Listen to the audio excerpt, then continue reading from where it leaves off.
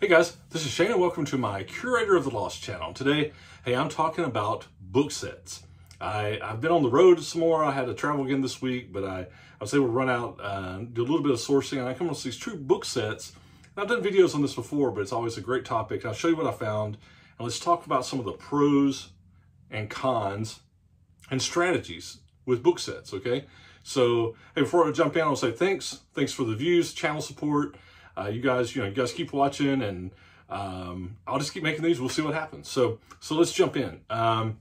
So I just, did the video last week about not being able to list, and I'm trying to improve that, but I was out of town again some this week for work and, real work, and getting back into the groove and trying to get caught up on my listing and having the right attitude and just get it done, right? Just get started on that. And luckily I did get to take a little bit of time, stop by one of my libraries, the bookstores, and found a couple of good things. And book sets are something I enjoy selling, okay? They're fun. I just like it. And what I do when I'm scanning and when I say scanning, I mean looking with my eyeball at the shelves in a thrift store, library bookstore, when I see something that's all kind of the same, I instantly go to it and look at it because I'm thinking book lot or book set, right?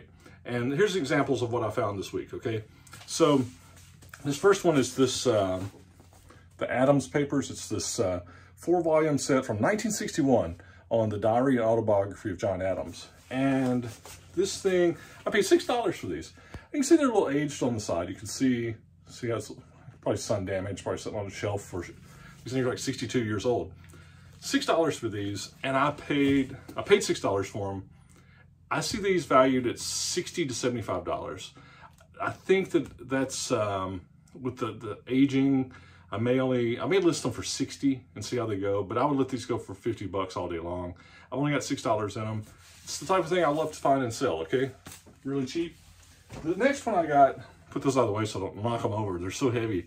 And we'll talk about that on the cons. This next set I found, it's this Will Durant. He and I think maybe it's his wife. They've done several history type series. This is The Story of Civilization. It's an 11-volume set, okay? There's multiple publications of these, but you'll see they're all kind of the same. There's, kind of different colors, and you've got, here, I'll just show you how many of them there are. There's, oh, try not to drop them. It's 11 of them, and they are heavy too. All right, so the cool thing about these, let me find it was only, the price was in the first one. Look at this. You're not gonna believe this. I know everybody in California is gonna wish they had this kind of pricing. Look, volume of 11 for $10, okay? So I see these things listed and sold, multiple ones of these sold. Every now and then like 60 or 70 bucks, but most of the time, and on the converse of that, I see something like 180 to 200 with best offers. I see these selling really for about 120 bucks a piece for the set, for the 11. So that's what I'm going to put these out as, probably 120 or 129.99 plus shipping, and make good off of it.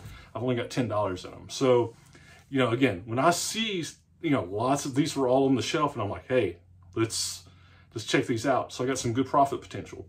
So let's talk about strategies and what you need to make sure of, okay? First off, let's talk about the quantity, okay? If you are buying the book set, you need to make sure that all the editions are there, right? That if it's an 11-volume set, that you've got all 11. Otherwise, the price can really, on a lot of sets, you get a bonus if you've got them all on the price, right? They'll sell for better. And then you're missing one, the price sometimes can go down 50%. It's, not all the time, which there's another strategy you can use, and we'll talk about that in a second. But when you're looking at book sets, always make sure for the edition you've got that you've got all of them, okay? That's the number one thing. The next thing is when you get ready to list these, before you list them on eBay, figure out your boxing. Figure out how you're gonna box them and how much those boxes are gonna weigh. So you can do either calculated shipping or get your included in your price, or if you're doing flat rate, whatever, that you're not gonna get hosed on your shipping costs later. But the biggest thing is to figure out that you've got the right boxes. Now, This 4-volume set, it's going to go in one box easy, right? Just like a regular, you know, probably a 9. I've got like a 10 by 12 by 10 cube. Those will go in that easy, or like an 8 foot, be a lot of books, 8-inch box. Those will go in there easy. This Will Durant set 11, I will put that in 2 boxes. There's too many books, too heavy for one box. They're not going to be 70 pounds. It goes up to 70 pounds on to the post office, but it's too unwieldy. I'm always afraid about the box busting. I'll break those into 2. And on the eBay, when you're buying your postage, I've done videos on this. When you're buying your postage, you can buy, you know, you can have 1 box, put the weight in, and then when you finish that, you'll be able to add another label, and you can do another box onto the same order. So you can do that in the eBay system. And like I said, I've done videos on that. If you search them, I'll try to put a link, but it's pretty straightforward inside the eBay postal checkout system. So, you know, biggest advice when you're looking at them, first off, train your eye to key in on them. Then make sure you've got all the volumes. You know, you're not missing 1 or 2. Then figure out how you're going to box them and how much it's going to weigh, so you can put those right numbers in to your listing, right? So you're not going to get caught surprised, have to go scrounge around for a box, or get hosed on the cost of the shipping, all right? So the cons, we're going to talk about cons and then another strategy to consider sometimes. The cons are that they're heavy. Book sets are heavy. So if you're, you know, I know I've had some viewers, you know, say that, you know, that they're elderly, or they have, you know, some health issues, that some of the, just even taking regular books to the post office are tough, right? If you're into lug sets and, you know, in and out, even buying them and getting them, you know, much less shipping them, they're heavy. That's a downside. You know, if you get into this, you may want to look at, you know, get somebody to help you with them, you know, because they are heavy.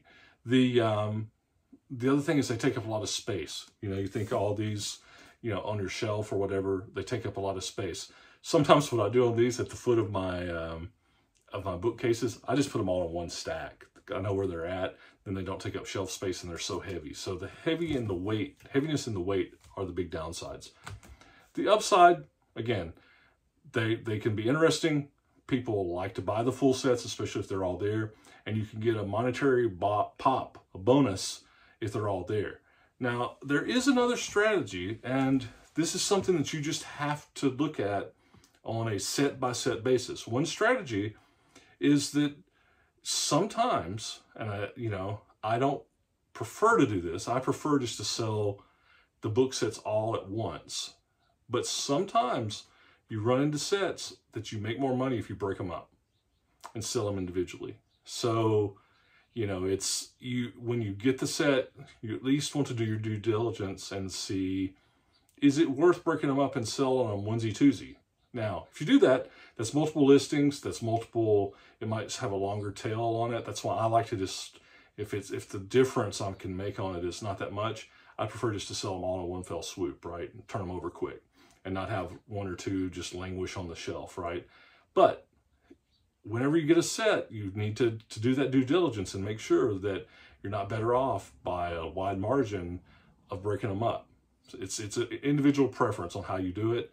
And often, to me, like I said, I like to sell them all together, but I've had a few sets that I've broken apart because I can get so much more for them, you know, because sometimes people like a more of a discount on all of them, you know. So it just depends on whichever one, but they can be very lucrative. Train your eye to find them.